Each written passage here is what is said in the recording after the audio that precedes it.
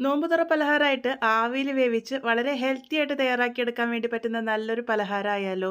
വളരെ എളുപ്പത്തിൽ നമുക്കിത് തയ്യാറാക്കിയെടുക്കാൻ വേണ്ടി പറ്റും. കുറഞ്ഞ ചേരുവകൾ മാത്രമേ ആവശ്യമായിട്ടുള്ളൂ. ഇതെങ്ങനെയാണ് ഉണ്ടാക്കുന്നത് നോക്കിയിട്ട് വരാം. അതിനായിട്ട് ആദ്യം തന്നെ ഒരു പാനിലേക്ക് 1.5 കപ്പ് വെള്ളം ഒഴിച്ചു കൊടുക്കാം. ഇനി ഇതിലേക്ക് ആവശ്യത്തിന് ഉപ്പ് ചേർത്ത് കൊടുക്കാം. ഏകദേശം 1/4 ടീസ്പൂണോളം ഉപ്പ് ചേർത്ത് കൊടുത്തിട്ടുണ്ട്. അതിനുശേഷം ഇതിലേക്ക് 1 ടീസ്പൂൺ എണ്ണ കൂടെ ഒഴിച്ചു കൊടുക്കുന്നുണ്ട്. ഞാനിവിടെ വെളിച്ചെണ്ണയാണ് ഉപയോഗിച്ചിരിക്കുന്നത്.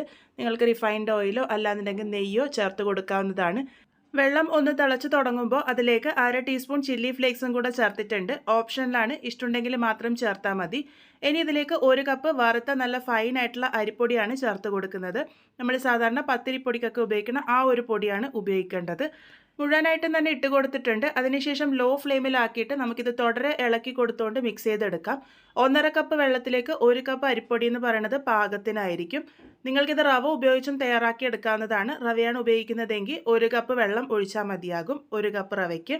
നോക്കൂ, ഇത് ഞാനിവിടെ തുടരെ ഇളക്കി കൊടുത്തുകൊണ്ട് നന്നായിട്ട് തന്നെ മിക്സ് ചെയ്തെടുത്തിട്ടുണ്ട്. കുറച്ച് കഴിയുമ്പോഴേക്കും ഇതുപോലെ ആയി കിട്ടും.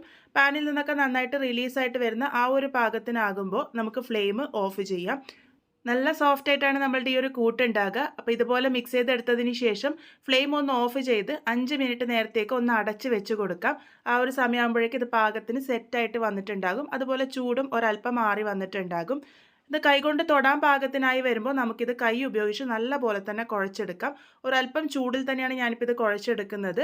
നന്നായിട്ട് തന്നെ അമർത്തി അമർത്തി കുഴച്ചെടുക്കാൻ വേണ്ടിയിട്ട് ശ്രദ്ധിക്കുക. നല്ല സോഫ്റ്റ് ആയിട്ടുള്ള കൂട്ട് കിട്ടാൻ വേണ്ടിയിട്ട് സഹായിക്കും. ഈ ഒരു കൂട്ട് എന്ന് പറയുന്നത് നമ്മൾ ഇടിയപ്പം ഉണ്ടാക്കാനും അതുപോലെ തന്നെ പത്തിരി ഉണ്ടാക്കാനും ഒക്കെ ഈ ഒരു രീതിക്ക് തന്നെയാണ് കൂട്ടുണ്ടാക്കുക.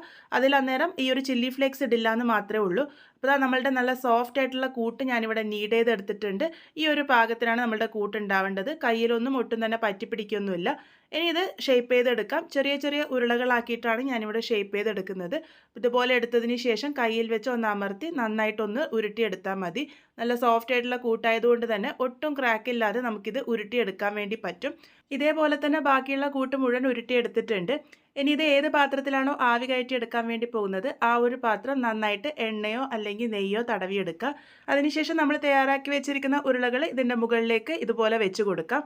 ഇനി ഇത് ആവി കയറ്റി എടുക്കാനാണ് പോകുന്നത്. അതിനായിട്ട് സ്റ്റീമറിൽ കുറച്ച് വെള്ളം ഒഴിച്ച് നേരത്തെ ആവി വരാൻ വേണ്ടി വെച്ചിരുന്നു. ഇപ്പോൾ വെള്ളം നന്നായിട്ട് തന്നെ തിളച്ച് തുടങ്ങിയിട്ടുണ്ട്. അപ്പോൾ നമുക്ക് ഈ ഒരു പാത്രം ഇതിലേക്ക് ഇറക്കി വെച്ച് കൊടുക്കാം. ഇറക്കി വെച്ച് കൊടുത്തതിന് ശേഷം അടച്ച് വെച്ച് ഹൈ ഫ്ലെയിമിൽ തന്നെ 10 മുതൽ 15 മിനിറ്റ് നേരത്തേക്ക് നല്ല പോലെ തന്നെ ആവി കയറ്റി എടുക്കാം. ഇപ്പോൾ ഏകദേശം 15 മിനിറ്റിനടുത്തായിട്ടുണ്ട്. നല്ല പോലെ തന്നെ നമ്മളുടെ ഉരുളകളൊക്കെ വെന്ത് കിട്ടിയിട്ടുണ്ട്. ഇതിൻ്റെ ചൂട് ആറാൻ വേണ്ടിയിട്ട് പുറത്തേക്ക് മാറ്റി വയ്ക്കാം. നോക്കൂ, നല്ല സോഫ്റ്റ് ആയിട്ടാണ് നമ്മളുടെ ഉരുളകൾ ഇരിക്കുന്നത്. ഇതിനെ ഇനി ഒരു വറവും കൂടെ കഴിച്ചെടുക്കാനുണ്ട്. അതിനായിട്ട് ഒരു പാനിലേക്ക് 1 ടേബിൾ സ്പൂണോളം എണ്ണ ഒഴിച്ച് കൊടുത്തിട്ടുണ്ട്. എണ്ണ ഒന്ന് ചൂടായി വരുമ്പോൾ അതിലേക്ക് 1/2 ടീസ്പൂണോളം കടുക് ചേർത്ത് കൊടുക്കാം.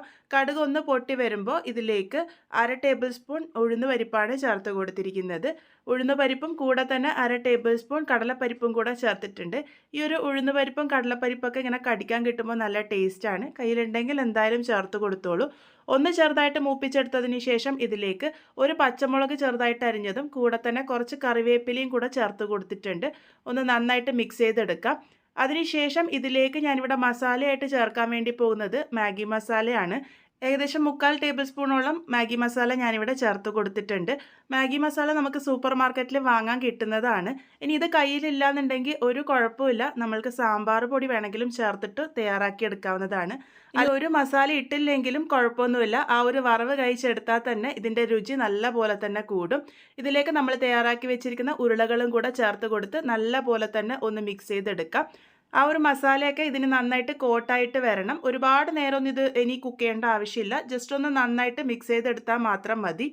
ഈ ഒരു സമയത്ത് ഇതിലേക്ക് ഉപ്പ് പാകത്തിനുണ്ടോ നോക്കിക്കോളൂ. ഉരുളകൾക്ക് എന്തായാലും ഉപ്പ് കാണും. ആ ഒരു മസാലയ്ക്ക് ചെറുതായിട്ട് ഉപ്പ് വേണമെങ്കിൽ ചേർത്ത് കൊടുക്കാവുന്നതാണ്. ഇനി ഇതിലേക്ക് 1/2 ടീസ്പൂൺ വെളുത്ത എള്ളും കൂടെ ചേർത്ത് കൊടുക്കാം. വെളുത്തതോ കറുത്തതോ ആയിട്ടുള്ള എള്ള് ഉപയോഗിക്കാവുന്നതാണ്. ഇനി കയ്യിലില്ല എന്നുണ്ടെങ്കിൽ അത് സ്കിപ്പ് ചെയ്താലും കുഴപ്പമൊന്നുമില്ല.